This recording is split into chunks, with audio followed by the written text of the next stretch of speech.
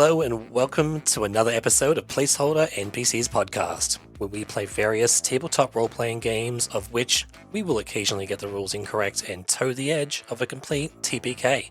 We'll be continuing our Deep Space homebrew campaign of Dark Cosmos and follow the story of three spacefaring scoundrels as they rise up to rebel against the controlling factions. My name is Xeno and I'll be taking the role of Game Master, and here with me on the other side of the table is Sam. Oh yes, 'tis me. Howdy. I am Sam, and I play Algernon, Kentucky Blue. Stitch, playbook medic of the Coyfish. Kentucky is a tall, slim, bespectacled gentleman. I think I'm making him British, if I can do the accent justice. Putting his checkered past behind him, he finds excitement, wonder, and even comfort in acquiring and studying precursor artifacts, seemingly at nearly any cost. And sitting directly across from him, we've got Deshaun. Hey everyone, I'm Deshaun, and I really hope that he does not do a good accent, because that would be funnier. I am playing Ferris, codename Rook. I am the mystic of the group, and I am also a species known as the Uaguia. I can never say it right. Jaguar. I'll figure it out someday. Effectively like a large 8-foot polar bear-esque sort of species. I myself have come from a life of labouring, discovered the weave and the way that effectively the weave works with everything and the way works with everything, and I'm excited to explore it some more and got away from my previous life and have been aboard the Coyfish working with them to just see where life takes me. And this session will be picking up back where the wonderful crew of the Coyfish have fled from the CCF Osprey, where the party's split. So for this session, we won't have Lex playing Voel. I guess with that, it's been a hot minute. Do you guys remember where we got up to? I remember a very harrowing escape, I believe. It was harrowing indeed. I remember the ending. Was Lexi a note taker? Do we not remember? Oh no, we jettisoned him and left him behind. Oh no. Someone save the notes. Check the cockpit. So in your last episode, we were trying to find the location of the Centennial Hawk. Another, I guess, renegade or vigilante group? Yeah. Yes, a vigilante-style ship. In doing so, you got all the way into the Solaris system. Through the asteroid field, you come across the CCF Osprey. You got on board using Voel as bait, because Voel used to work on the ship before he defected. You got the information of where it's located. You, through a series of mixed successes, were able to usher everybody off of the ship through escape pods, and then blew up the major ship as well. However, at the end, just before getting back onto the ship, Voel was led away by a strange yet somewhat familiar looking figure. Dun dun dun. Familiar to us. Basically looks like Voel. Yeah. Strange to us. Wait, are we racist? Looks like Vol, we must know them. And with that, we left with the ship exploding, you guys finding the large asteroid that the Centennial Hawk was hiding out on. And I guess that's where we're going to pick up this session. Let's dive into this episode of Dark Cosmos. Pew Pew.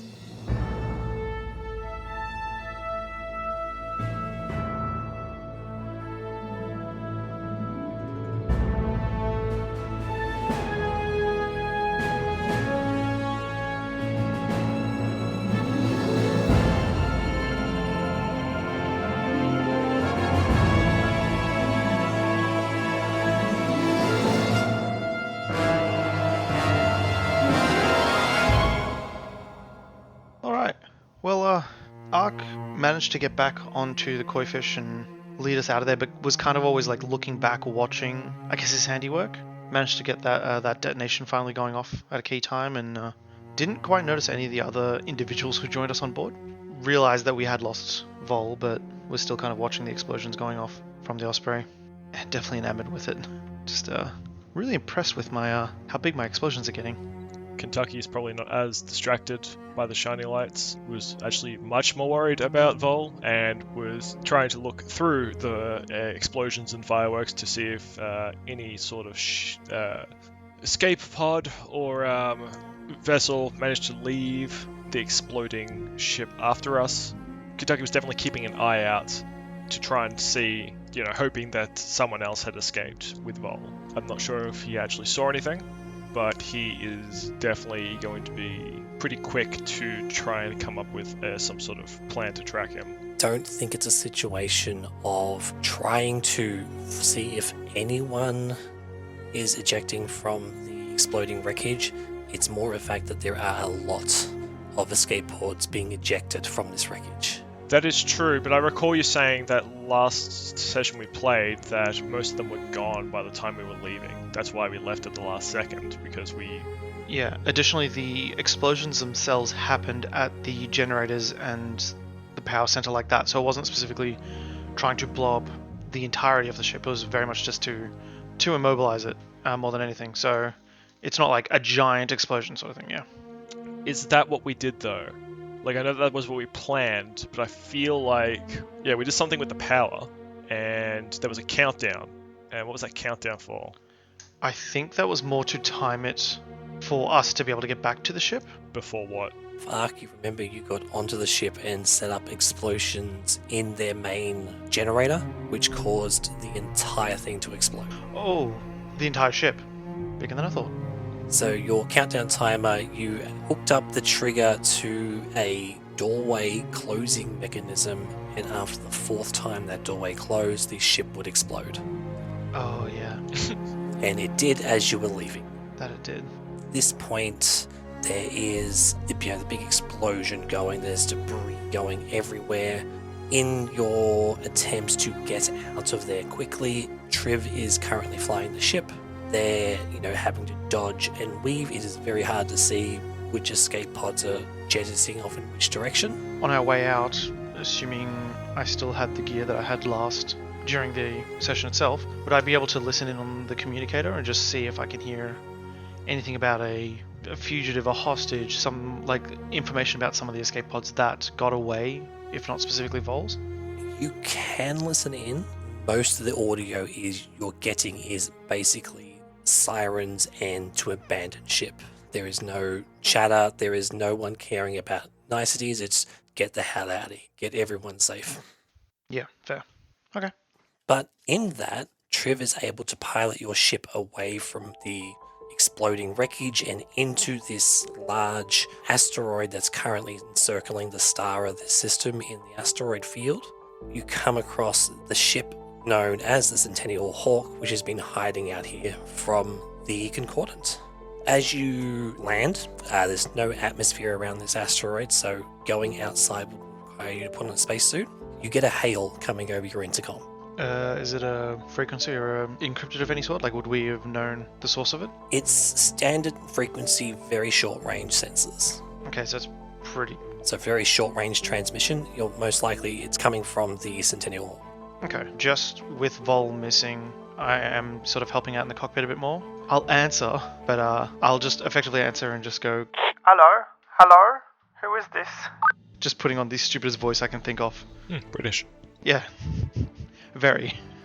As you answer, your little green LED display switches on. Oh shit, they can see me. And you see a video of a female human, toned skin. She's got really big hair that's wild and messy, currently tied up in a massive ponytail. From what you can see on the screen, she's wearing a button-up shirt of kinds, but you can't really make out colors because everything's that shades of green and black. And she goes, "Well, hey there, this is Captain Vitana of the Centennial Hawk. Who may I have the pleasure of dealing with?" Ark will respond back as well, just keeping up the amazing British accent. Hello, I am the captain of this vessel. Are you in need of assistance? I just love that in 2 sentences he's transcended accent entirely. My people may or may not know what British people are. He has no loyalty to any creed or country. He is an ambassador to all people. "Well, hi there, Captain. Do I, crediting you to the gorgeous firework display you put on today?" Oh, did you... Darn tootin' you are. You're very welcome. "Oh, thank goodness. I'm assuming you were sent by Tori, right?" Do we recognize the name? I think this is the first time you've heard the name Tori. If you do recall, at the start of last session, you did see another ship trying to go through the asteroid belt and got obliterated by Viper Squad. Okay, do we have a contact that we could potentially name drop? Don't know if it'd be relevant in this situation because you don't know where their alliances are. Well, oh, true. Yeah. I'm also collectively assuming that we as a group would have some sort of contact that, or at least more than a few people that know that we're assisting beyond Tori and their immediate, mention.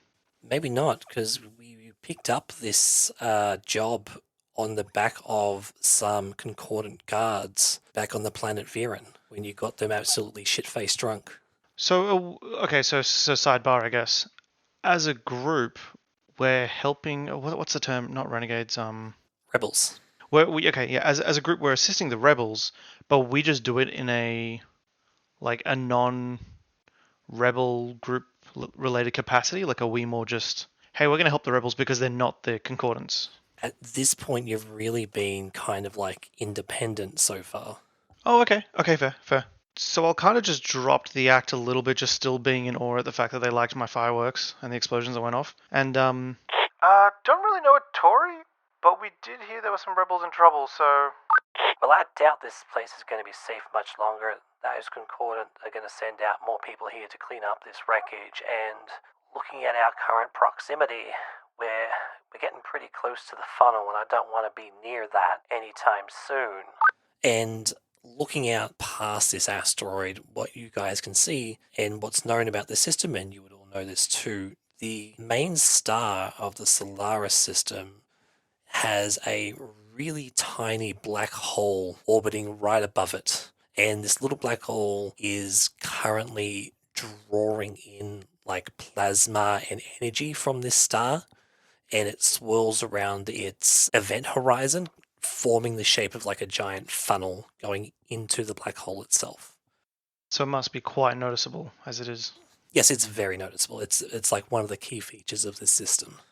As we were escaping, did we potentially see where many of the concordant escape vessels and ships and things like that were heading? I'm assuming not in this exact direction. Correct. They were basically heading outward into the outer rings of the system. Okay. Voel would probably know this more than the rest of you, but you might have an idea. The escape vessels are kind of like cryo chambers that get jettisoned out, and they're designed to keep their occupants like alive in cryostasis for months, years at a time. They run on extremely little energy, and knowing the big vastness of space, you may not get picked up for a very long time. Just back on the intercom, I'll just say, uno moment, porfa. Ma'am, one sec. And I just, mute the communications effectively, and I try to get a hold of Kentucky. Yep, you've got radio communicators on you, so you're on your ship, so you can easily communicate between pieces on the ship. I'll just reach out to Kentucky and just be like, should we direct them back to the galaxy and the area that we were in prior to this, just so we can have a chat with them in a less explosive / funnily sort of place? So, Kentucky, who has had none of this conversation, hears you over the communicator. Oh, yeah, true. And says, relay who to what? The Centennial Hawk. We found them. They're right near us. They're just having a quick chat. They said there's a funnel, a bit of a tiny little black hole close by, and pretty sure we don't want to get sucked into that. And by the looks of it, most of the people from the Osprey got off via escape pod, so I think we have a chance to kind of collectively make our way out of here real quick and figure out what to do and regroup and get Voel if possible, and if the time comes, but for now at least get the Centennial Hawk out of here. Oh, you've made contact with the Centennial Hawk. Yeah, they speak a little funny, to be honest. Yes, I'll pretend to not be offended by that pretty horrible British accent that I didn't hear. Oh, thank God you didn't hear that. Is the craft capable of leaving this planet? One sec. And I mute Kentucky and then go back to them. Fucking hold music. Are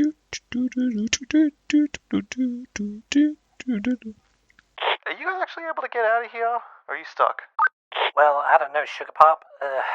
We took a bit of damage from that here vessel before. I don't think we've got ability to get through hyper jumps right now, but we can probably make it into the outer ring planets. Looking at my notes, Uranu 5 is probably going to be pretty close, and that's not a bad place to hide out for a bit. Okay, one sec. I'll tell Sugar Pop quickly. This was Ark, by the way. One sec. And I just mute myself again, not realizing they were actually talking to me. And then I'll relay that to Kentucky as well, just pointing out that there's a potential planet close by. As soon as you start talking, you get some feedback, and startle yourself because I'm now right behind you. Oh, perfect. I keep talking, and then I'm just talking, replying back to myself that I'm hearing through Kentucky's communicator until I finally just slowly, like deadpan, slowly turn around and be like, oh, okay. I think at this point, Triv leans over and just hits the disconnect button for the internal comms. Yes, thank you, Trev. Is there just like a massive feedback loop going on internally in the ship, just like of me reverberating multiple times to everyone? Hey. Yeah, pretty much. Oh, thanks, Triv. That was getting really loud. Yeah, so I thought I might just get ahead of this whole thing and come to the communications deck myself and see what's going on. Yeah, you might have a better time with this. Yeah. Trev, can you patch me through, please? Yeah, just presses the mute button on the console right in front of you.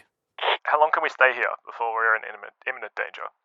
Well, that takes into account when the Concordant gets ships into the system. That could be hours, a day or two, but I think just getting to Uranu 5 is going to be at least a 2-day trip.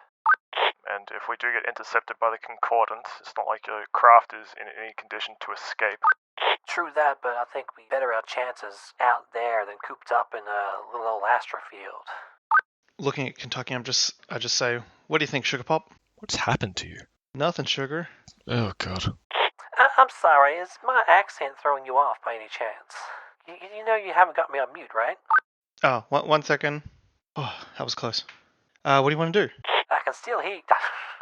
Oh, shit. Hello, this is Gulp and Go. Place your order, please. Shit, wrong channel. Well, right now they're hidden. We're the only people that actually know their location. That they may not be in the safest spot right now, but at the very least, they still might be able to hide out for a few days. You would probably also gather that if more ships do come, they're going to search this place pretty thoroughly. Granted, it takes 2 days to get to Uranu 5. You're still going to have that trip travel if there's people here or not. Trev, how much crew do we have on the ship at this present time? Well, by my count, we've got you, me, Trail, and the other 3 Caxels. So 7. How many do you think we could accommodate? We've got a ton of space in here, I'm pretty sure. And I'm pretty sure at least one of our new guests are in the infirmary. Look, as long as we don't get rid of the squash courts, I think we're good. Yeah, I'm not going to lie. I definitely didn't pay much attention to any of this. I let Voel handle all those kinds of details. All right. I unmute the comms. Centennial Hawk, how many of you are there on the craft at the moment? Well, Sugar Pop, it's just me and my first officer at this point. Where did everyone else go? I don't know how much I can tell you, but let's just say we're dropping crew members off at one of the factories that's orbiting Juniper. I mean, you did also name drop Tori, so you're welcome to say more. It's not like we're going to dob on you. I think this is a dice roll trying to convince her to be on your side, just to quell her fears. Can I get some assistance in figuring out what to roll? Would it be more of a consort or a tune or sway? A tune would be using the way. I would say probably either a consort or maybe a sway. If you're being forceful, I would say that might be command, but I don't think you're being forceful in this instance. Nah, definitely not forceful. My brain just can't tell the difference between consort and sway, or can't remember at the moment. Consort is using connections with friends or name dropping, for example, whereas sway is more about charming and deceiving. Oh, I feel like it's a weird 50-50 mix between them. If you're okay with it, I'd prefer to go consort because I did name drop Tori back to them. Yeah, go for it. Yeah, you're making it sound like you might know Tori. Yeah, let's make it a consort. Cool. So I've got 2 on that. I think at this point, if Kentucky wants to mark some stress, he could probably help you out in a way. Depends. I mean, we haven't had any downtime, right? So I'm on 6 at the moment. Correct. It's only 1 stress to help. All right, I'll do that then. And that gives me another die. It gives you a 3rd die. This is going to be, let's say this is a controlled standard roll. I think there's not a lot here that can really go wrong. Okay. Ooh, also, just curiously, I do have electric shock written down in my harm and -1 dice. Does that mean I'm down to 2 still? In this case, no. So that electric shock would be if you were doing something more physical. I think this is just standard communication. It won't apply in this situation. Okay, cool. Just thought I'd double check. Let's see how I go. 2 3s and a 5. Okay, so that is a mixed success. And we said it was controlled. A ye and a ha. Okay, so it sounds like she's convinced, but you feel she is still a bit reserved in some of the information she's giving you. She is opening up, but is holding a few cards closer to her chest at this point, but enough that you would feel she's on the level. Okay. Well, let's just say you've all heard of the Quasar Corporation, I believe. And you would no doubt have heard of them. They're a giant pharmaceutical company. We got some hints that maybe their marketing isn't as squeaky clean as they believe, and we think they've been testing products on some of the local wildlife from around the sectors. But we can't prove it, so we sent some people in undercover to gather some evidence. Oh, so you didn't kill your crew. Okay, that's fine with me. Kentucky's still able to be surprised by the things that come out of your mouth, so he slowly turns his head to you, silently, with his mouth slightly agape. You just silently see me look back and just kind of shrug, being like, you never know. Well, Kentucky, I feel like Uranu 5 might be our best bet. Get everyone out of immediate danger. Triv is just on the computers there for a minute. He's like, yeah, Uranu 5 isn't that far away. They've got that weird electrical field thing that happens on that planet that really scrambles up navigation. So we'll need to be careful of that, but they are right. It would be a good place to hide out if they can't use, electronics to find us. Not a bad idea. Well, Trev, how far away is Centennial Hawk from where we've landed? He just points out the window. Well, it's just right there. Oh, shit. It's literally a hot skip and a jump. Once again, I'll let Voel do most of this stuff. Trell is also here in the cockpit and just face palms. Yeah, well, we don't really need the attitude. Thank you. Centennial Hawk, if you and your crew member can make it to our craft, we'll happily take you off-world and take you both to Uranu 5, and we can talk strategy there. She puts you on mute and turns to look like she's speaking to somebody else. Turns back, unmutes you. I'd hate to leave my poor baby behind, but you're right. This might be best. Give us a moment to gather our things, and we'll walk on over. If you can meet us at your airlock, that'll be great. Copy that. She gives you a thumbs up and then ends the call. I turn to Ark and say, can you deal with the boarding party? I want to tend to the injured while we've still got time. Just quickly, could she see us the whole time? I assumed so. Why? Huh. Nah, I didn't realize. I just thought it was audio. Never mind. Yeah, sure. I can deal with the boarding party. Well, now I'm hesitant to let you be in charge. No, well, I'm fine. I can do it. I got this. Okay. I flash a really weird smile, effectively a bear smiling at you. So take that as you will. That's actually genuinely horrifying. Okay. Yeah. And I just head off towards the airlock.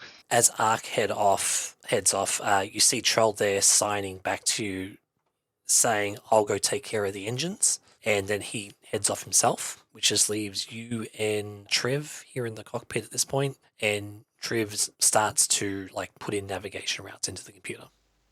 Before I leave, I asked Trev, how confident are you that you'll be able to navigate through those electrical interferences on Uranu 5? Oh, look, honestly, it shouldn't be a problem. It's more, once we're on the planet, being able to navigate via our instruments might be a bit more challenging. But the sky's always up, so if we can know which way up is, we can get off the planet, not a problem. Any colonies on the planet? Yeah, there's a couple of outposts out there. I think this one here, Outpost Alpha, might be our best bet for now. Do you have anything warm to wear? It's going to be a bit chilly. Trev, I didn't even know how many people are on this ship. Do you think I know if I have anything warm to wear? You have your own quarters. Do you not look in them? Or are you stuck in that lab all the time? You know what? Don't answer that. I think I know the answer. You absolutely do. And you could stand to say it with much less judgmental tone. Yes, sir. But yeah, I would recommend going to find something warm, though. It's going to get chilly. Just saying, I'm covered in fur. Yes, thank you, Trev. As you were. And I start walking off to the the med bay. You head up to the medbay to go check in on the other Caxel. Yes, He is in a stable condition at this point. that's good. Is he or she, sorry, are they conscious? Yes, they've been conscious this whole time. They've just been paralyzed. Paralyzed, okay. And would I know as to why they're paralyzed? Have I forgotten what happened? I haven't forgotten. Well, they got electrocuted, didn't they?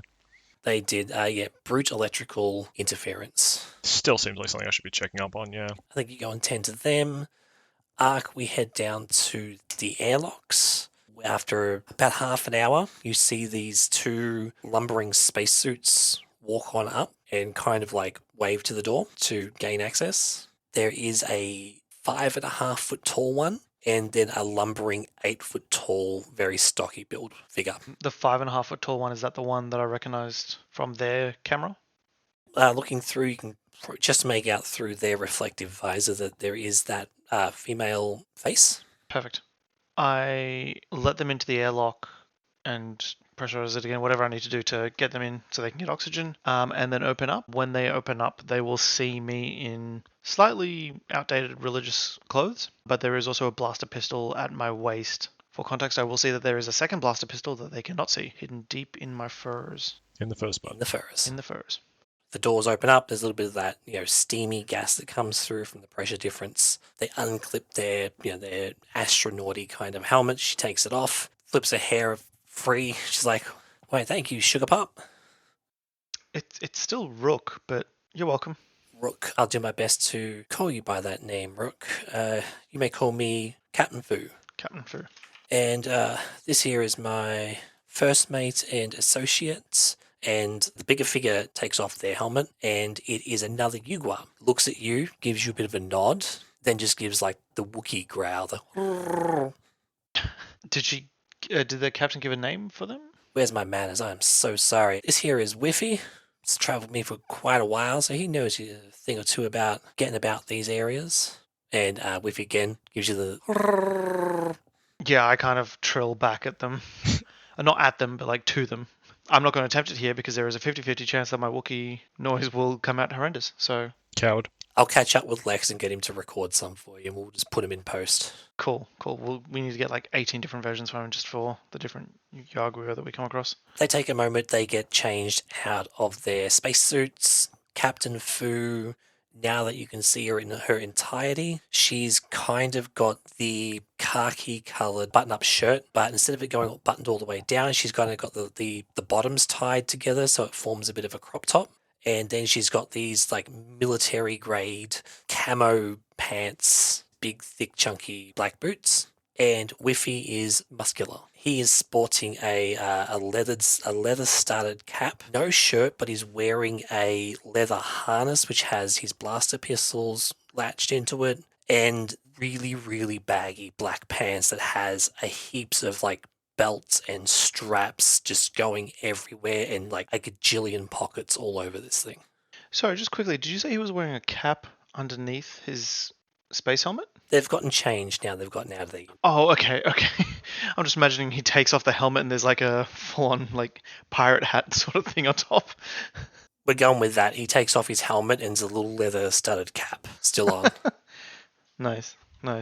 Do they have like crates of gear or anything? Because they did say they were going to grab the last of their resources from their ship, didn't they? They've got a couple duffel bags, and you see Captain Fu has got like an electronic device in her hand as well. Okay. Well, Rook, this is all we're going to need. I think we're going to be fine here. It's going to be sad to see my baby go. Yeah, you never know. We might be able to come back if all goes well. Fingers crossed the funnel doesn't get it. Honestly, if the funnel doesn't get it, the Concordant certainly will. They were getting close, we'll tell you that much. We had a hell of a time finding you guys before they did. Oh, and then by matron's grace, I am so glad you guys did. But I think we should probably get a mosey on out of here. Yep.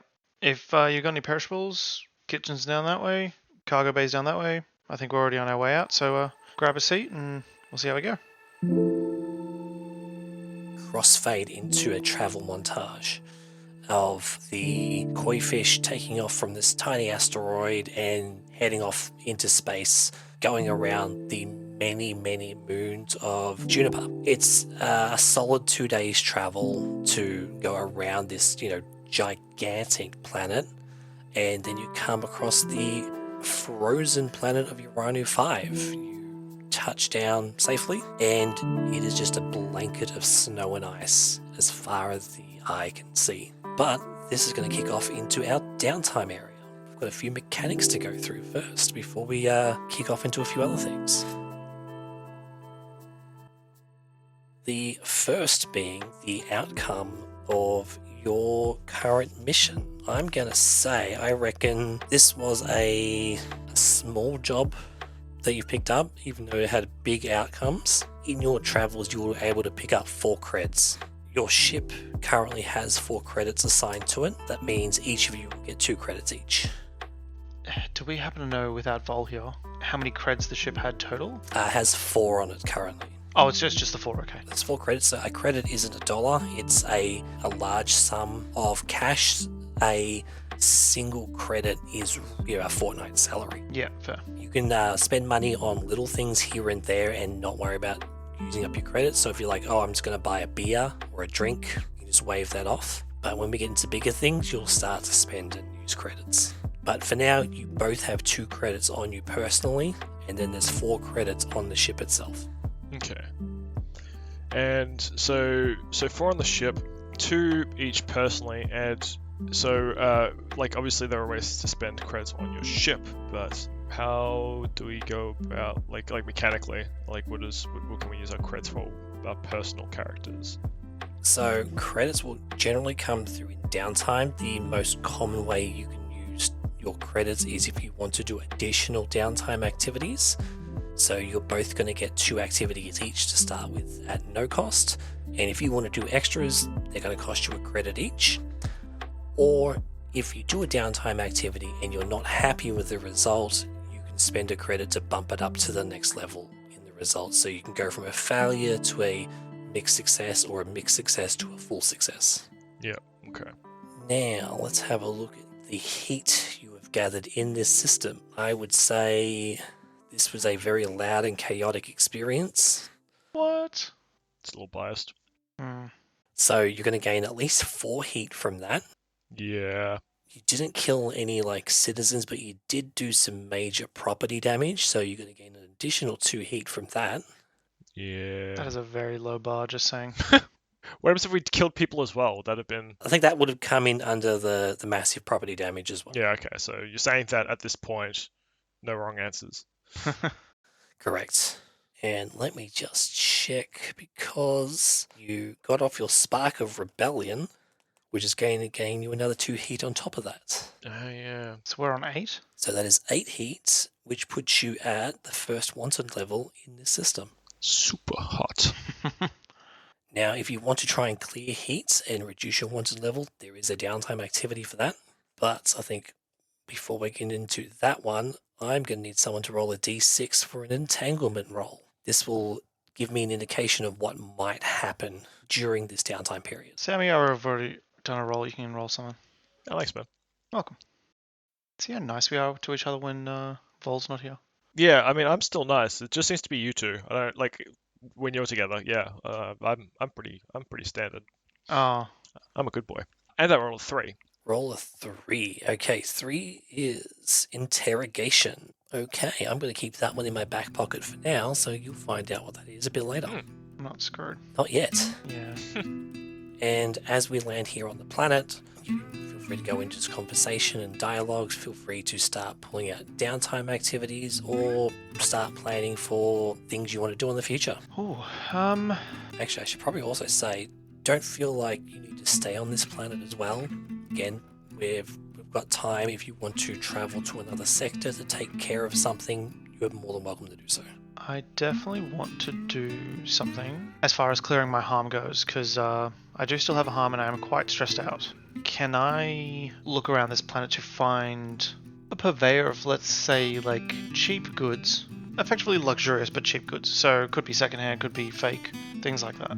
Don't know if you're going to get many of that on this planet because it's a frozen outpost. That's fair. There is probably a bit further up, there is like a day spa you could probably visit Oh. for the rich and wealthy. You could probably find some, like, don't want to say a thrift store, but like a general store would be the closest thing you're getting in this space. Mm-hmm. You've got general locals where they're going to sell things like frozen meats, milk, fur hides, and stuff like that to weather this environment. Okay. I seem to be doing fine out here. I might try and look for that sort of spa sort of place. Trev helps you out a bit. They look it up, and he's like, we might have to get a sled for this one, and we head north. It's about a day's trip, and there's the Tranquility Spa, where a bunch of rich people have put a hot spring in basically a frozen oasis. Ooh. Could be cool. Yeah, that sounds like fun. So I think you obtain a sled, and they've got these beasts on the front of it. There's 4 of them in total. They look like a cross between a very large gecko and a sheep. So they're covered in wool, but they kind of move and act like a gecko. And you find a place you could probably rent one of those to get you north.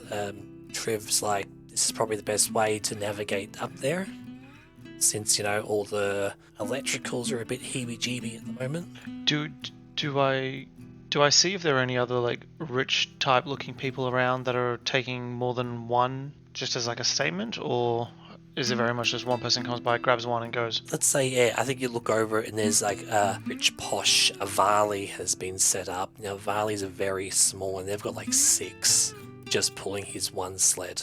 Okay, I'll grab 4 of them to kind of seem similar-esque. Not as much as the Valley, but yeah. I'm assuming you're going to tell everybody else. Is anyone going with you? Oh yeah, I'd definitely brag about it if anyone else wants to join. Making this a crew day? Seriously, everyone, spa day, come on. You know you want to. No, Kentucky would probably not be joining in on that. While that does sound... I mean, would be helpful with stress? I don't think it would be. Spa day. Probably wouldn't affect you at this point. It would definitely help with arc stress. Mm-hmm. But you could tag along for flavour. But if I take on for flavour, does it count as one of my downtime activities? No, it doesn't. Oh, then sure. Sweet. Since there is more than just myself going, then I will get a couple of extra animals as well, just to cart us there. I think they upgrade you to like a wagon, so this kind of like chariot style thing, so you can all just fit and go. Trell and Whiffy are going to hang back. Captain Foo's like, well, I'm not going to say no to a spa day. Yes! Start clapping and, yeah, off we go. You head north. Takes, a good chunk of the day to get up there, but eventually you see this massive glass dome just appear on the horizon. Mm-hmm. It's all like foggy and steamy on the inside, and what you can see is piled high from snow on the outside, beautiful lush green on the inside. Clearly, someone's spending a lot of creds to keep this place green and warm and full of that hot water. Excellent. I'm going to get you to roll for your stress. So for this one, you need to pick your lowest attribute, which is either going to be insight or prowess. Additionally, since I have help from a friend or contact, i.e. I think it was Trev that was joining us, as well as Captain Fu, would that be another 1d6? No, not for this one. Oh, not for this one? Okay. Cool. So just the one. That is a 4. Cool. So you are able to recover 4 units of stress. Excellent. While I'm doing that, I'm happy to jump to Kentucky. Don't forget, if you want to have conversations with anyone, feel free to go.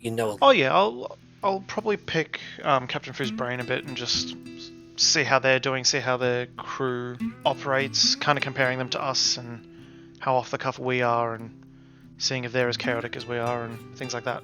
See if they've got anyone that's intimate with the way. Yeah, well, gotta say, I don't think I've met many people that are strong with the way, unfortunately. We're a bit more of a, how would you say, the stealthy type? I do feel kind of guilty being out here at a day spa while half of my crew is left back there in that factory warehouse. Yeah, I really need to get this signal fixed up. Ooh, I can help with that, potentially. I mean, if you could, that would be great, or if you know someone that can help. Got a feeling that the signal got a bit scrambled getting it off that factory. But if you're the technical kind. I know Whiffy definitely isn't. That'll be a great help. Not super, but see what I can do, and I'll tend to that later down the line when we're back at the ship and stuff like that. Yeah.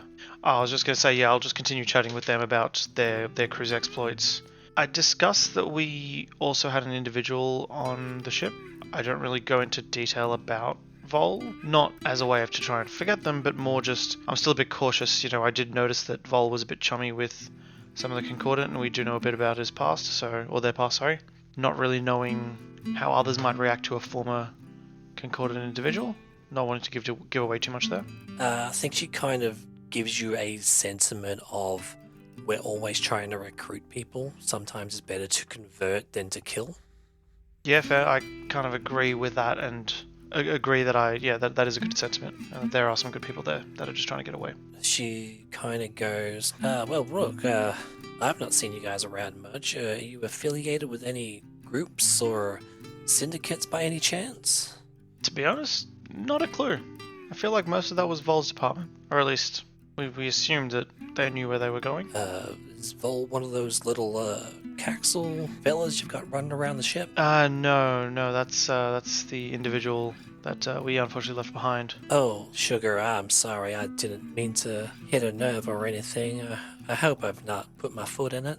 Kind of just stays quiet, but still acting jovial, just keeps trying to enjoy the spa day, and kind of very, very, very much changes the topic. You have a bit of chit-chat. They serve these little hors d'oeuvres and like little sushi things that you eat and nibble. I think your day wraps up. You jump back in your sled and you all head back after a rejuvenating day at the spa.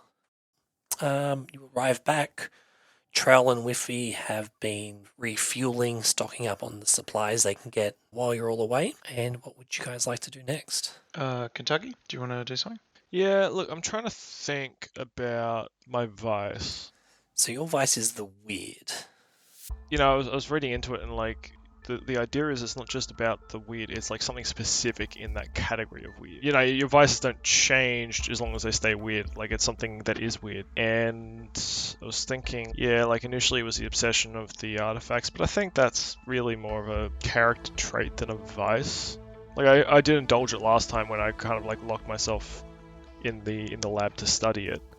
But then on the other flip side of that, I also have it as like a long-term project of working on it and researching it. So like, I don't think it really is too interesting of a vice. So I'm just thinking, I'm just kind of brainstorming some like weird little things that he could be doing on different planets which make him go out and do things. And like, obviously in terms of research, he is, like a xenobiologist.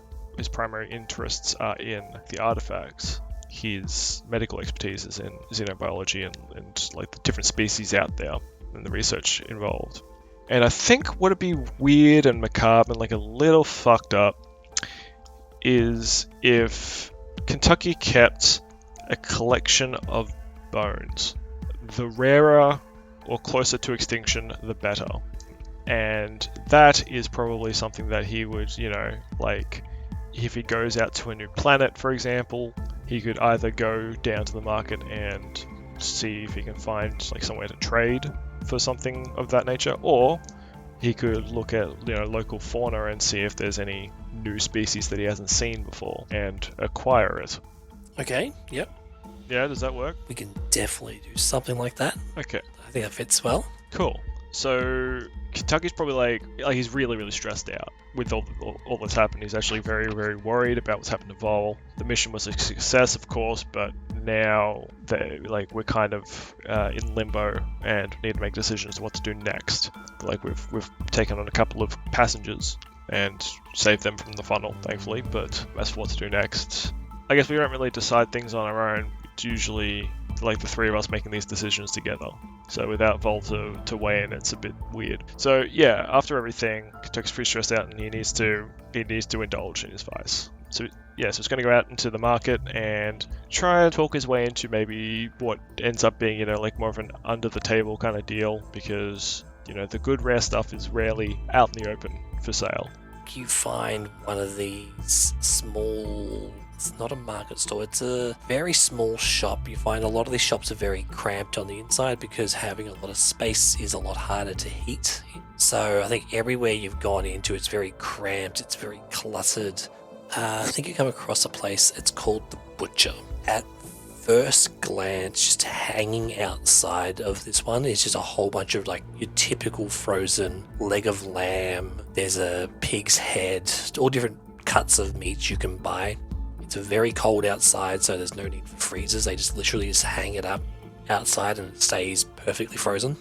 Diving in, this gentleman, he's a bit older looking, very wrinkled in the face, ushers you down towards the back, and he takes you down like a little frozen stairway. It's kind of made out of blocks of ice, down into a cellar area, and you just see different carcasses of different animals all just hanging up on hooks. And he's like, so this is where we've got some more of the exotic cuts you might be interested in. You want something with more of a bone on it. This one quite here, it's a bit of a, this one's definitely on the rare side. Snaggletooth says not many left of them down south. And it's just a massive, like, cat-like creature. Bit gamey for my taste, but I'm sure it's got some bones in there you might like. Kentucky examines the cut. And what are we looking at? Like, is this a full carcass or is this just like... I think it's mostly a full carcass. I think some bits have already been sliced up. Snaggletooth, you say? I mean, if you want, the skulls are usually a good prized possession, and you can see the skull of the creature. It's like these two massive front teeth. Are they snaggly? Yeah, they're very snaggly. Fortunately, these ones, they keep growing and growing, and eventually they'll just pierce into their own lungs. Just say we're kind of helping them out a bit. Now you have my interest. Yes. Yeah, I think this will do just nicely, thank you. I'll take this to go. Very well. And he pulls some furs down, wraps up this skull for you, and you exchange and you've got yourself a new skull to put on display. Excellent. I'm gonna write this down. Snaggletooth skull. And while you're at it, same thing for yourself. Let's roll your lowest attribute, which I think for Algernon is prowess. Yes. Just the one. Just the one. Oh, I rolled a 2. So mark off 2 stress then. I think you bring it back. Are you showing it off at all, or are you just like putting it straight away somewhere? Is it like in your like apartment or in the medical bay? No, it's in the medical bay. I probably have like I think maybe I have like a separate back room attached to the medical bay where like my quote unquote office is, instead of like where the the main like examination and hospital beds are. I'm not flaunting it.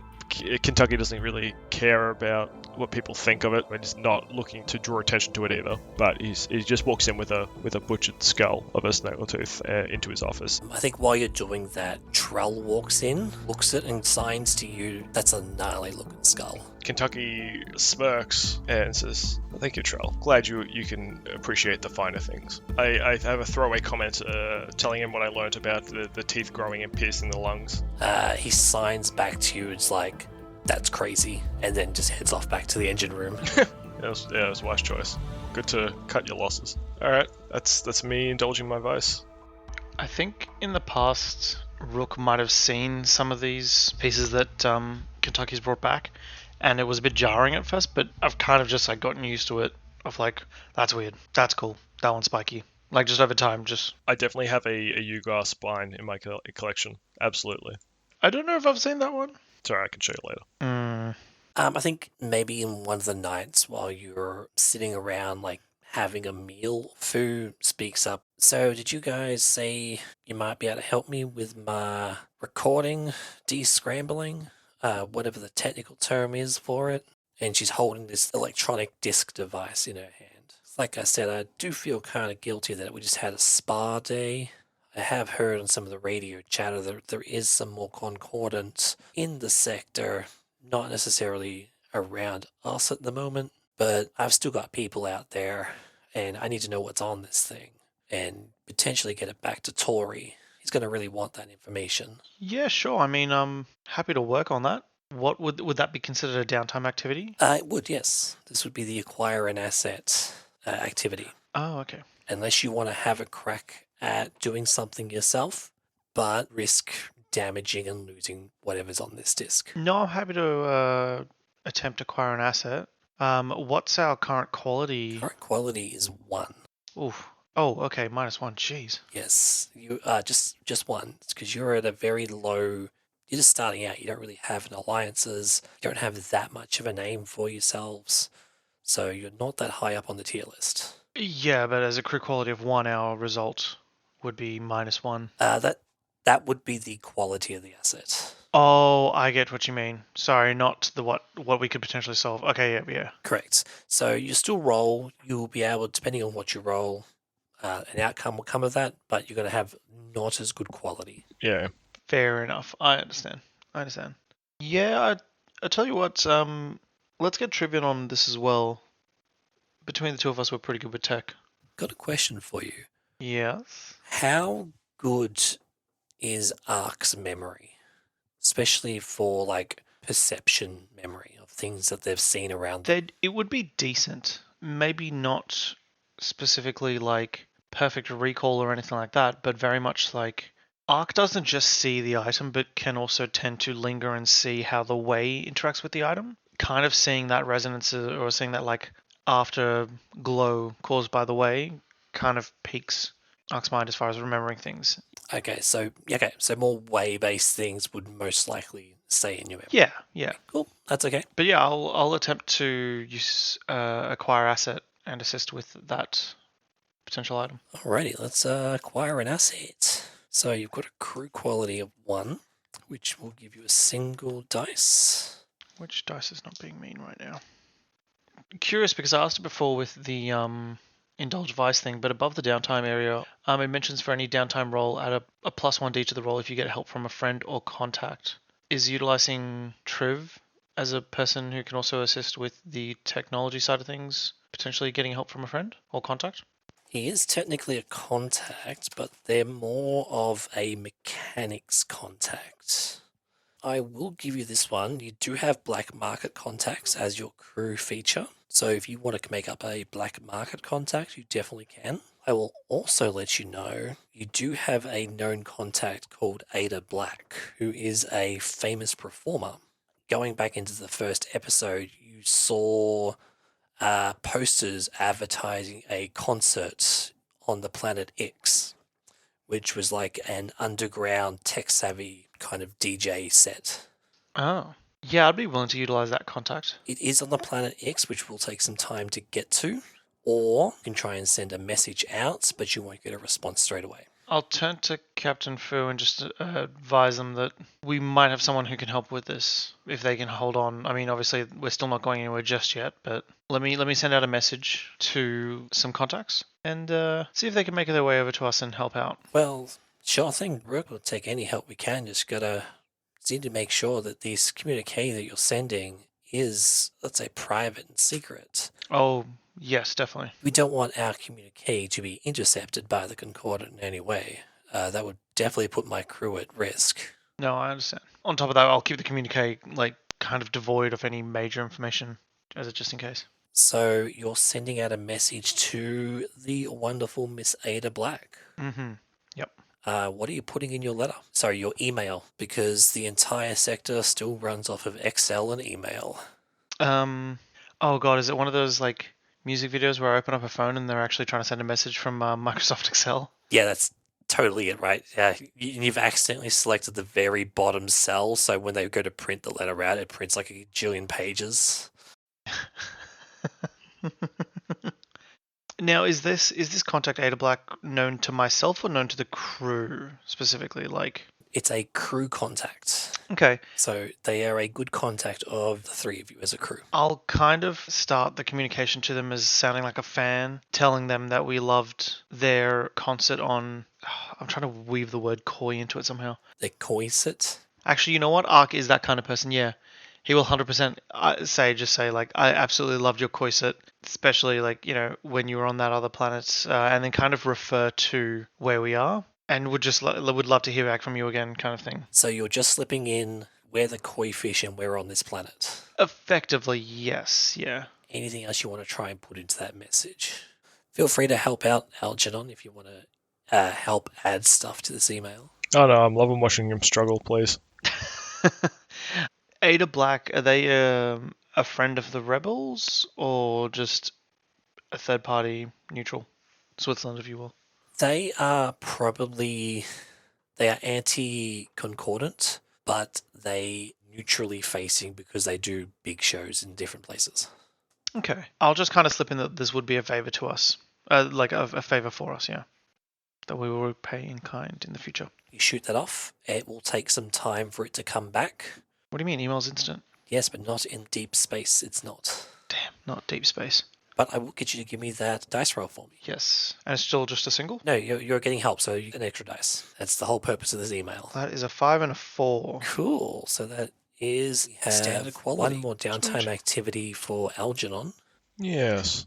Yes, we do. So there's a few things you could probably be doing. You've got your research project still to do. Yes, that was one idea. We still need to figure out where Voel is. Yeah, I was kind of curious to like if that's going to be for flavor or if that's going to be an actual downtime action. So I don't know what that would fall under, but I assume trying to locate Voel would most likely be a downtime activity as acquire asset as well.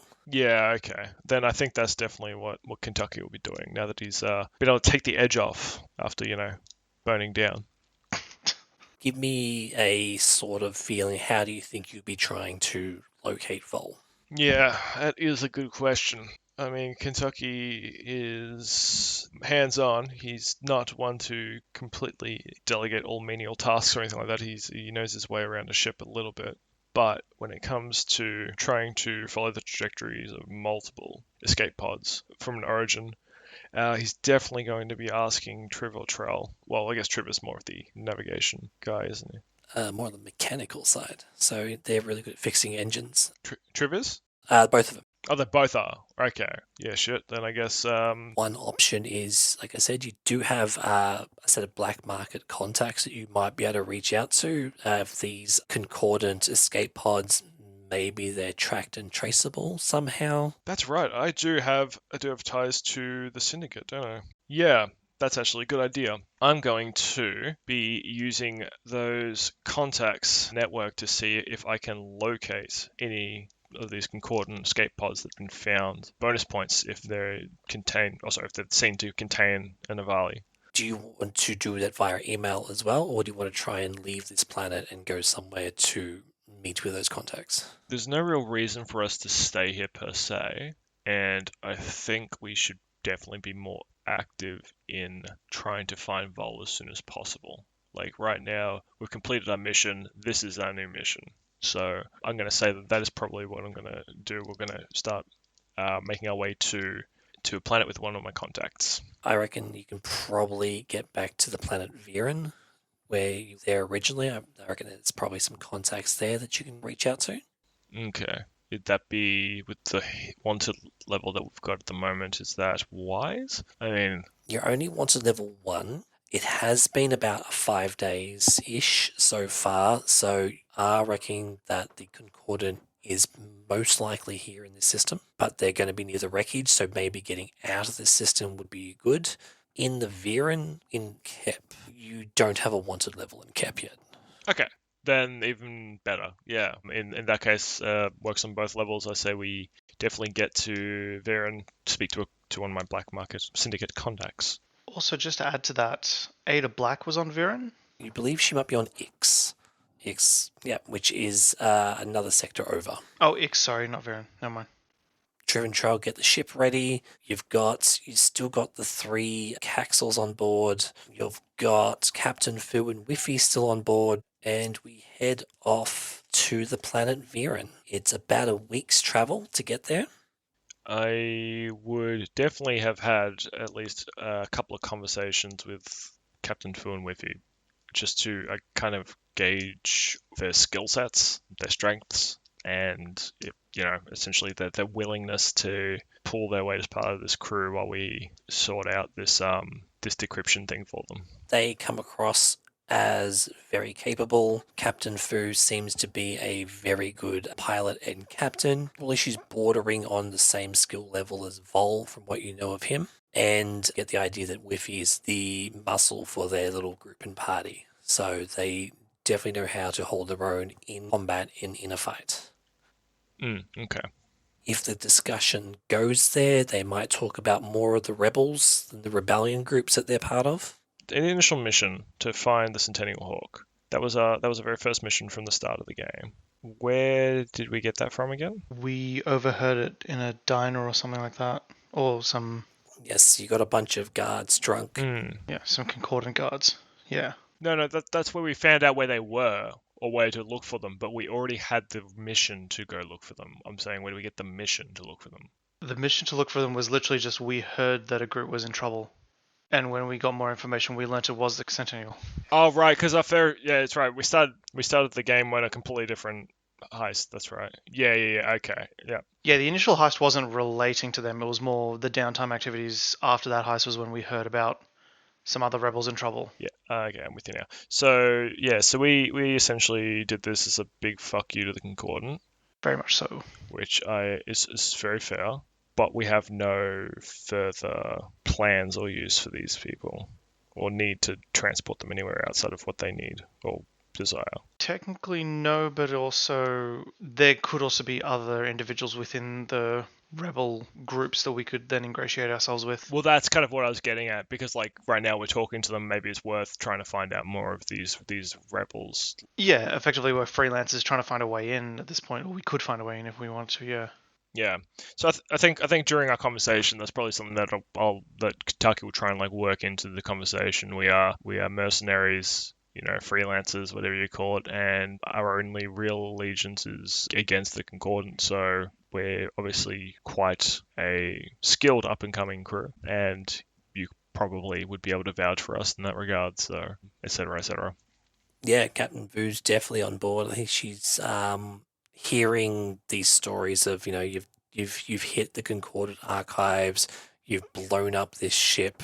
You're probably people that we might want to be on the same side. I think she tells you a little bit more about the rebels, yet her current mission is to try and dig deep into the Quasar Corporation's dealings. They're a large corporation. They get a lot of funding to the Concordant, and nice quid pro quos between them and the Concordant.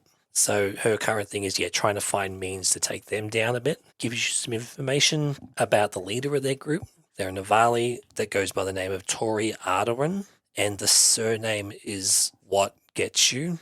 The Ardaran family has one of the seats at the Council of the Concordant. Not Tori specifically, but you reckon a relative of Tori is on the council. Right. Whiffy chimes in a bit too and is like, "Ah!" I know, right? Yes. About that, is that actual Uguay language, or is he just broken? Seems like Uguay language to me. Okay. So Ark is picking up on everything he's saying. Oh yeah, it seems so. While this week is happening as we move planet, could I do two things? Not specifically downtime activities, but more just two things in general. One, can I potentially send an updated message to Ada Black mentioning that we'll be on, what was it, Varen? Instead, but kind of encrypting it as sounding like a different fan, but still putting in the information about, like, weaving in the word koi into the sentence, and then just mentioning their gig on Varen, things like that. Yep, sure. I'll say that's as part of your Quayer asset role. You're keeping tabs and sending these transmissions to keep her updated. Additionally, could I sort of have a chat to the three Caxel that were rescued from the Osprey? Because Voel went to a decent amount of effort to actually save them. Should probably get to know them and find out what they're about and things like that. So I'm also going to spend some time during that week, like, having a chat with all of them, making sure that they're all doing well, see how they're feeling. The impression you get out of your conversations with the Caxel is that they are average citizens, scrap farmers that go around the different factories in the moons of Juniper to collect scrap and, go and sell that scrap. There's nothing special about them that you notice as to why Voel would put so much effort in to save these three citizens. Do they seem like they're fine going with us because they feel safer, or is it more just, as far as circumstances and opportunity goes, they're just going to keep riding along? I think the impression you got at the moment, because the one that was paralyzed was in medical care, they're kind of hanging around for that. They're not committed, but they're thankful that they've had a doctor around and that they're free. Well, yeah, as a part of that, I'll sort of like treat them like crew, treat them like families to make sure that they're really understanding that they are not prisoners and they're very much equals with us on here and are welcome to come and go if they want to. Again, you don't think they're as skilled in a lot of the crewiness that everyone else is used to? Oh no, yeah, it's more me trying to portray that you are definitely not prisoners here. Was more the concept behind that, yeah. The lack of metal bars is definitely portraying that to them. Good. The rest of the week travels and you land back on the familiar planet of Viren. As you land, you get a hail on an official concordant channel. Okay. I answer the hail. Coming up on the screen, you can see a Caxel figure in full concordant military attire, and it looks like they're doing a check-in on your ship. Unknown vessel, please state your identification and purpose for being here. Thank you. Now, just in terms of space speak, identification would be referring to the identity of the ship, like the ship. Yeah, so your ship's papers. Do we have our papers? I assuming you still do, because you used them in your last mission. Oh, that's good. Well, didn't Voel make fake papers for us? Yeah, we're fakes. So I'm assuming they'd still be on the ship. Could we get Trill or someone to find that, or I can help Trill find them as well? You definitely find them. You scan them and show them to this officer, and he is like, we have reason to believe that you are harboring fugitives on this vessel of yours. It would be a pity if you were happen to be held up and made accountable to this, if you know what I mean. Fucking hell, where I bribed the fucking... Is that going to be a cred? He's thinking a little bit more. Fucking... alright. 2 creds, yes? 2 creds. Well, thank you. Please enjoy your stay here at Viren. We much obliged in your business here. Yes, quite. Thank you very much. And I hang up. I say, I hope you choke on it. I'm sorry, you didn't have me on mute there. What was that last bit? I said... And then I hang up again. And then I say, I repeat myself, yes. I thought I was hanging up, but I accidentally muted them. I thought I was hanging up, but I'm accidentally flipping him off. I don't know how that happened. Oh, damn it, the camera turned back on. That's wild. So yes, you've just bribed a guard to be here, and that was the interrogation consequence of your entanglement. Motherfucker. Damn. Well, that's fair. I did roll it myself, so, you know, that's okay. Could have been worse. Could have been worse. Yes, absolutely could. Alright, we're here on Viren. Did we do your dice roll for this acquire an asset? No. Cool. Got 2 dice. So if you'd like to give me that roll, please. 2 dice. We got a 6 and a 4. 6 is a success. And you get a better quality outcome from this as well. Hell yeah. You definitely know the right person to hit up. Goes by the online handle of Little John. Yeah. You don't know what his name is, his actual name. Anyone and everyone just knows him as Little John, officially and unofficially. He lives in the trashiest part of the neighborhood where the buildings are basically shipping containers that have been kind of turned into very small domiciles.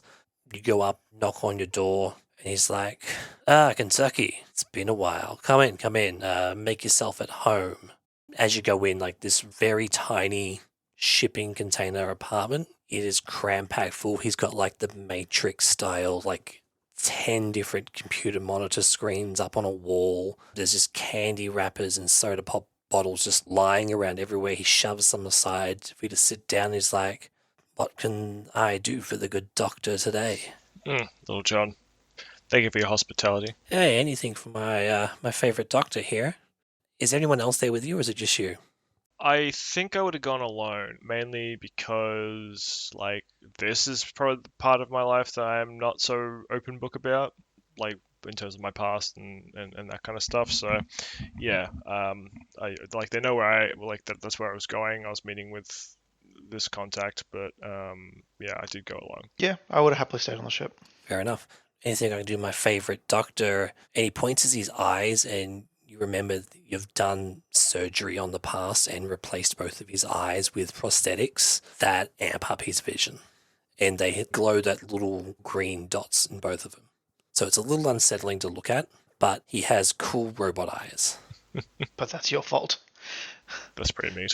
It seems that in the chaos of our last job, we've been separated from our beloved pilot Voel, and we're not really sure where to look. We were on the CCF Osprey, and things got a little out of hand. And while we believe that most people did manage to evacuate before it got too dangerous, we have no way of knowing which escape pod contained our pilot friend Voel. And I was hoping you could put the word out. Perhaps anyone who's seen a Concordant escape pod in the past few days around the Solaris system.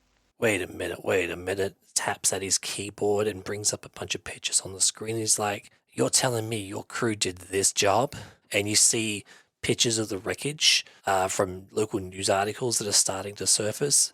You see some news articles that haven't been even released yet that he's somehow gotten access to. And like, news isn't really about to break on this story. Kentucky squints his eyes a little, cleans his glasses and puts them back on and looks at all the pictures. Ah, yes, see, if they're taking photos of the fireworks, you would have known it was us. That's on them. I think in the background of one of them is a very, very blurry picture of a Coyfish still going. It's not moving because it's a photograph, but it's very, very faint in the background. Oh, there it is. Dude, sick.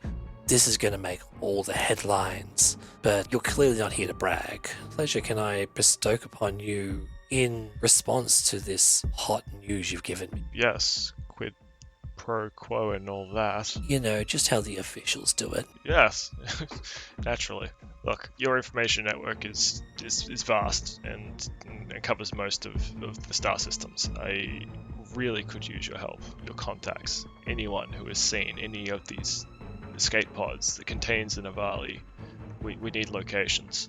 You could be out in space for years, if not already planet-side, and we don't want to lose him. You know, anything for you, my old friend. He starts hacking away on a keyboard, and you see password prompts come up that just then fill in with hashes, and another screen with matrix-style vertical code just pop up on another one. Another flash for like an ad block thing comes up that's advertising Space Viagra that quickly closes and dismisses. Let's see. They keep tracks on anything that's concordant material for collection later. Looks like there's about 3 missing. He puts up some images from inside these escape pods. One of them looks clearly like Voel. And it's like, oh, that's an Avali just there. Oh, that looks like him. Yes. He zooms it in, he enhances the picture. Got a tracking number here. Let me just cross-check this. Ooh, you know I love you, man. You're a great doctor, and like, did I mention the eyes? The eyes were a great thing. John, what is it? Oh, there's some good news and bad news. He has been found, but not by the Concordant. It does some more things and more files pop up on the screen. It looks like a couple of independent scrap makers picked up an escape pod matching his description. They're definitely tied to slave trade, and I think he's been traded across, and I don't think you're gonna like who he's been traded to. Are there any good answers? He turns to you and puts his hands on his legs and takes a deep breath. They've taken him to the coop, and you would know this is your old place of work. Yeah, Kentucky just like suddenly knocks something over. Just like, fuck! It looks like it's pretty recent too, so your boy's in the coop. And he starts like shutting down windows and screens, and he's like, I'm not going back there myself, so Little John wasn't here. I have my really rub my eyes under my glasses, and I just let it say, yeah. I know the drill, John. Yes. We never spoke. Thank you. And he like folds a laptop shut and picks it up and just walks out of the room. A little taken back by his... I mean, I guess I'm quite used to his erratic behavior, but still just takes me a second. I'm just trying to think from this point, like, would I actually need any more information? You know exactly where the coop is. Yeah. They've probably upped security since you've been there. Maybe. You're not sure. You can maybe do some more study into it. But you definitely have known confirmation that Voel's okay. Yeah. After a couple of minutes of collecting myself, Kentucky leaves Lil John's abode and heads back to the ship. Calls everyone to the bridge and essentially just breaks it down, letting them know that I've confirmed he's alive. We know where he is. Trev is a little taken back and is like, so they sold him into slavery? I mean, we can get him back, right? Just bust on in there? It's not that easy. I mean, I think the boss would be okay if we just blew a hole in the side of that thing with our little tractor beam, and he puts air quotes as he says that. Well, yes. I mean, aside from supposing that we don't accidentally kill him in the process, the fallout would make any sort of retrieval very, very difficult. How tough of a place are we talking? Well, we've already pissed off the Concordant. If you feel like you want to get a target on your heads from the Syndicate as well, then this is probably your best bet. There's not too much public knowledge about the Syndicate themselves and what their dealings are. I think the most the general public would know is that they are a very powerful family, and they have their ways and means of doing things. I'm assuming myself and the rest of the main crew would know at least basic information about them from Kentucky, or would he never have stated? Good question. How much of Kentucky's past would he share with the crew? Not a huge amount, but being, mercenaries, I'm sure that you will have at least a little bit of an idea as to what the Syndicate's about. Like, more than just public knowledge, right? As for my ties, I've mentioned that I used to be a Syndicate doctor. I didn't really go into much more detail than that. Yeah, I assumed that would have been like the extent of it. Of like, we know of the Syndicate and we know that you have had a tie to them, but not like anything beyond that. Yeah, that's essentially what I was thinking as well. Considering you know them a bit better than us, is there any potential diplomatic way that we can get them out? I suppose that depends. If you're willing to trade me for him, I feel like we'd probably just be back at square one. Is it fair to say that we should keep you far away from them as well? Or at least make sure he doesn't get caught. All that. Look, we'll need to tread lightly, we need to be smart, and we need to be sure that we're ready. I want to get Voel back. I'm definitely not saying we're not going to try, but just want to make sure that everyone here is aware of just the gravity of the situation. And if you opt in and want to stay on this ship to get our pilot back, it's essentially going to be careening through hell. Have we got Whiffy and Captain Fu still around us as well? Like, have they been listening in like a part of this as well? I intended to call everyone, to the bridge, Do we have an inkling of what they would potentially want to, or whether they'd be up for joining us? I mean, I hate to see it, darling, but we've got our own crew to also save, and I've got to get these plans descramblified. Well, we are working on that, but I think probably at this time you also get an email back from Ada Black. yeah, what does it state?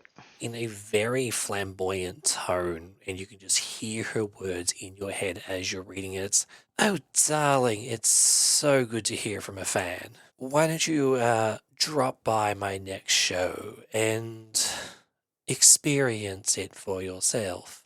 Attached to the email is a set of tickets to the Black Inix Underground Rave, and it's touted as being the hippest techno place to be and meet people. How long from now is that show happening? It's a fairly regular show. Oh, okay, so there's multiple opportunities to go to it. There is, but you're probably looking maybe a week. These are underground shows, so if it gets raided, it moves and goes somewhere else. I turn to the rest and just point out, well, we do have a potential option for de-encrypting that signal. Geez, you've got tickets to Ada Black? Yeah, you guys must have some real high connections to get these. What can I say? She's a fan. As much as I'd love to blow up concordant things, I really don't want to be dealing with a syndicate myself. I think having too many enemies and targets on our backs is not the best thing. With that in mind, kind of turning to Kentucky as well, we should see if we have a way to gain some additional help at the underground rave in our attempt to get Voel back from the Syndicate, while also potentially decrypting this for Captain Fu, and then they can be on their way if they're not up for helping us. Yes. I suppose we're going to need to drop them off anyway. We might as well speak with Ada while we're there. Hmm. Any sort of help would be... Well, I mean, we can always just jump on the little space pod and get ourselves over there as well. It's easily another week or two's trip to get to Ix. No, Captain, it's for many reasons. We are more than happy to take you there and get your device decrypted, as we promised. We'll speak to our contact while we're there anyway. Probably need to enlist the help, but you might as well just travel with us. Well, if it's no skin up your nose, we can reevaluate our situation when we get to Ix. Yes, I think that's probably our best move. To Ix we go. Alrighty, so pack up again, refuel, leave the planet of Viren behind. Additionally, while this is happening, because I'm assuming it takes, because I think you said roughly a week to get there. About a week and a half. Cool. Could I also spend a cred to recover and remove all level 1 harm and then advance my healing clock per level? Yep, so you want to do a recovery roll? Yes. Now, I'm assuming recovery roll, remove all level 1 harm, roll ship's crew quality -1, or a crewmate's doctor ability. Does Kentucky happen to have doctor? He does? Yes. Could I potentially roll that instead then? What is Kentucky's doctor at? 2.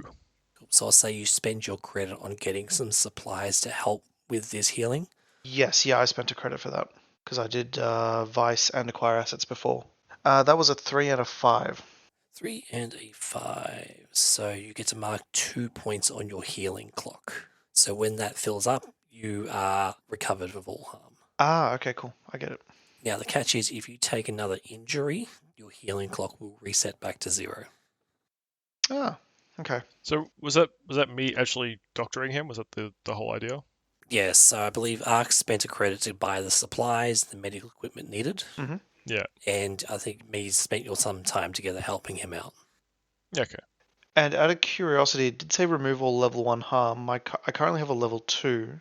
Does that drop down to a 1? No, it stays at level 2 until your healing clock is filled. Okay, cool. But if I had a 1 instead, that would have just... It would just clear it straight out. Okay, cool. Okay, yep, cool. I understand. Takes about 10 days to get to Ix, and you travel over to the Leonis Vortex system, the far left system in space. So you're moving again further away from where you've been. Ix is a really big planet. There's tons of high-rise buildings everywhere, trees growing out of balconies, and this concert that you're going to is in the underbelly of Ix.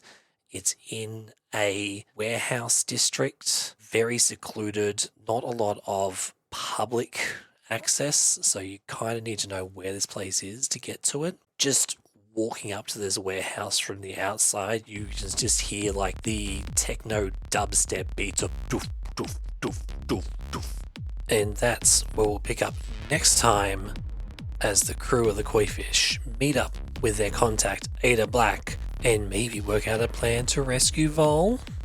Tune in again next time as we dive into more Dark Cosmos. Let's do some experience points. Let's. Ark, Yes. have you addressed a tough challenge with wisdom or the way this session? Ooh. I'd say wisdom, me attempting to help acquire that asset by using our contacts and things like that, and then trying to reach out to them without getting caught. What do we think, Kentucky? Think you'd allow that? I would, but that's because it benefits me directly. Cool. Mark 1 XP there. You got a choice on your 3 attributes, or you can put on your playbook. Now, correct me if I'm wrong, if I peak one of those 3, what happens with that? It goes up a level, doesn't it? It will. So if you peak your insight, prowess, or resolve, you get to gain another action dice in one of the actions under those categories. If you peak your playbook, you get to choose another special ability. Cool. I think for now, then, I will just put one into insight. That will peak it. That will peak it, and that will let me put another one into hack. So I will now have 2. Going into hack. Algernon, did you address a tough challenge with insight or compassion? Addressing a tough challenge with insight or compassion? I don't know. Wasn't a lot of challenging moments in this session. It was more recovery and story. Yeah, like I obviously was quite compassionate in my decisions to bring the Centennial Hawk members on board and also to continue to help them out with their quest, even if they were not going to help us in turn. But I don't know if I'd call that a challenge. Was anything about your interaction with the Concordant when we came to Varen and the bribery thing potentially insightful, or? Oh yeah, well actually, you know what? That's a very fair point. I had the insight to know that this fucker wanted to get a bribe. Take a point. Excellent. Lob that one over the plate. All right, for both of you, did you express your beliefs, drives, heritage, or background? I think Algernon definitely did. Yeah, weird for sure. And also my background. Would you say for my heritage, I did for my interactions with Whiffy, or not quite? I don't think we had a lot of interactions with Whiffy in this one. There really wasn't, no, yeah. Background's labourer. I don't think we did in this one. No, I'm happy to say no, yeah. That's fine. And the last personal question for you both is, did you struggle with issues from your vice or traumas during this session? Now, I don't think neither of you did. No struggles with it, no. No. No struggles. Alrighty, so that is your personal questions. We didn't have any desperate action rolls, so there was no extra XP from actions, but we'll do some crew XP. So the first one would have been, did you execute a successful job that opposes the Concordant? This wasn't a job session, so that would be a no. Did you contend with challenges above your current station?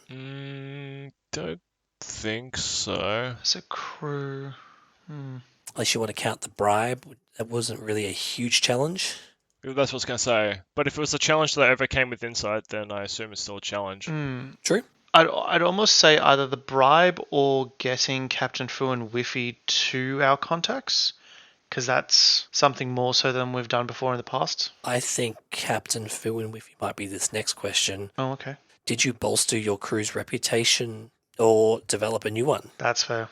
Yeah, that'd be better suited for Yes. that, yeah. I think you definitely got a point for that one. So yeah, not sure about the latter then. Or the former. You know what? I'm going to give it to you anyway because I'm such a nice DM. And lucky last question for your crew. You expressed the goals, drives, inner conflict, or essential nature of your crew. As for...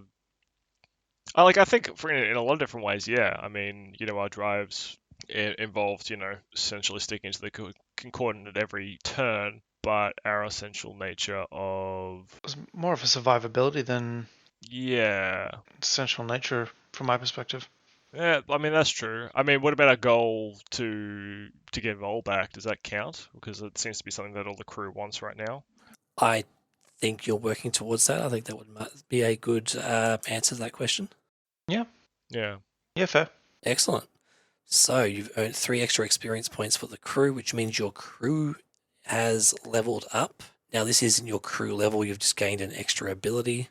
We'll chat about that offline when Lexi's back and we can pick a extra ability for the crew, and we'll let you know what that extra ability is when we return on the next session.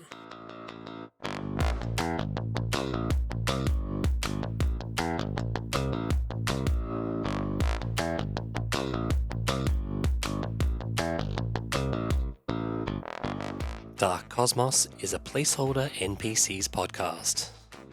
With Algernon Blue, aka Kentucky, as played by Sam, Ark Ferris, aka Rook, as played by Deshaun, Voel, aka Demon, as played by Lex, and the role of Game Master as played by Xeno. Music and sound effects are provided by FestlianStudios.com and Zapsplat.com, with additional music by Ordonian's Music from the freemusicarchive.com.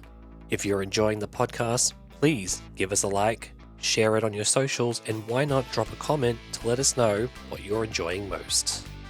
And on behalf of everyone here, you have our sincere gratitude for taking the time to enjoy our podcast.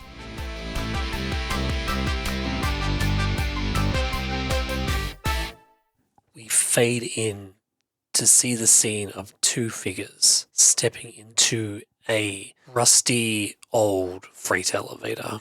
The iron doors let out an ear-piercing squeal as they close, and the lift begins to elevate.